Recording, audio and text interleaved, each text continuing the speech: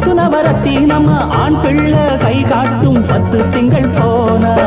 அப்பனோட சொப்பானந்தான் ஐயனார வந்தாலதான் பூவாகி பிஞ்சாகி காயாகும் நேரம் கொண்டாட்டம் போட ஒரு கூட்டம் வந்து சேரும் ஒரு மேளம் கொட்டத்தான் அது தாளம் தட்டத்தான் புது பாட்டு பாடத்தான் புள்ளியாட்டம் போடத்தான் அந்த சந்தோஷத்தை என்ன சொல்வேன்னா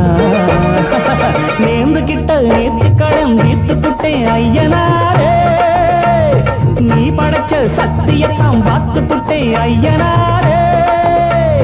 தங்கமணி முத்துமணி போல ஒரு புள்ள போறப்பா